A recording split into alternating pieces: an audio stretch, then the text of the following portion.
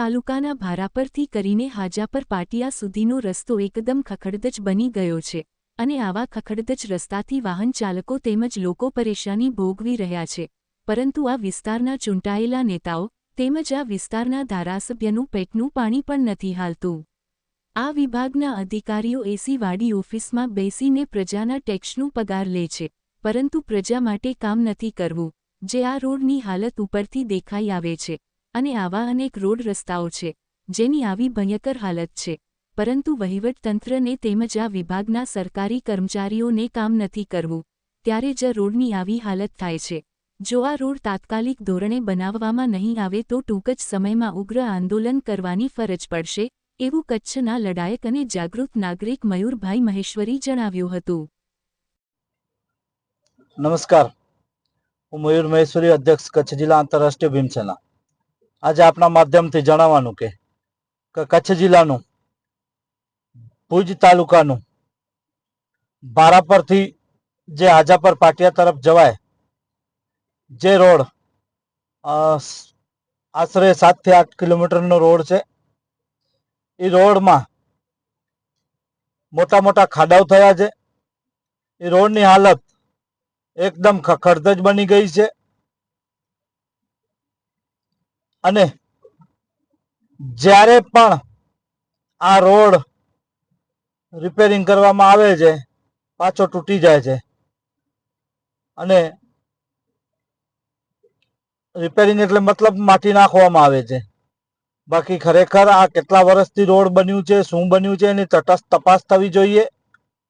અહીંના એ વિસ્તારના ચૂંટાયેલા જે નેતાઓ હોય ત્યાંના ધારાસભ્ય શું કરી રહ્યા છે અને આ વિભાગના માર્ગ મકાન વિભાગમાં આ રોડ આવતો હોય, પંચાયતમાં આવતો હોય, આરએનબીમાં આવતો હોય કે સ્ટેટમાં આવતો હોય કે નેશનલમાં આવતો હોય, જેમાં પણ આવતો હોય, એ વિભાગના અધિકારીઓ ખાલી પ્રજાના ટેક્સનું પગાર લે છે।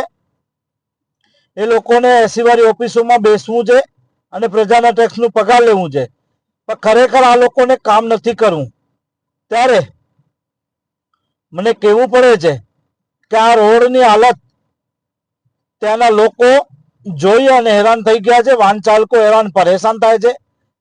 2-3 ફૂટના ખાડા ઊંડા થઈ ગયા છે અને આ બાબતે નેતાઓને કોઈ કહેવા વાળું નથી। આ ભ્રષ્ટ જે વિભાગ કહેવાય, આરએનબી વિભાગ કયો, એના અધિકારીઓ ભ્રષ્ટ અધિકારીઓ છે, એમને કોઈ કહેવા વાળું નથી। ત્યારે હું ચેલેન્જ સમજો તો ચેલેન્જ, ધમકી સમજો તો ધમકી, હું ચોખ્ખું કહું છું કે આ રોડ વ્યવસ્થિત નહીં બને અને હાલમાં જે ખાડાઓ પડ્યા છે એ બાબતે કોઈ પણ ધ્યાને લેવામાં નહીં આવે અને જાળી કટિંગ નહીં થાય તો જે પણ અધિકારી હશે એને ચેમ્બરમાંથી ઢસડી અને આ રોડ ઉપર અમે લઈ જશું। કારણ કે તમે પ્રજાના ટેક્સનું પગાર લ્યો છો, કોઈ તમે મોટો ઉપકાર કરતા નથી, એટલે તમારી ફરજ બને છે કે રોડ ઉપર આવી અને કામ કરવાનું। જો નહીં કરો તમે પકડી અને ઓફિસમાંથી બહાર કાઢી અને અમે લઈ જશું, આ મારો હક અને અધિકાર છે, બરાબર। તો આ બાબતે પોલીસ તંત્ર પણ ખાસ તકેદારી રાખે, કારણ કે અમને કાયદો હાથમાં લેવો નથી, પણ આવા ભ્રષ્ટ અધિકારીઓ અમને મજબૂર કરે છે, ત્યારે અમને આવા પગલા અને આવો બોલવું પડે છે। તો આ બાબતે પોલીસ તંત્ર પણ ગંભીરતા દાખવે અને જે પણ વિભાગને આ રોડ લાગુ પડતું હોય એમને પણ પોલીસ તંત્ર સૂચના આપે, કાયદાનું કામ કરશે, બરાબર। જ્યારે પણ આવું કાંઈ હોય છે તો પોલીસ વચ્ચે આવી જાય છે, યોગ્ય નથી।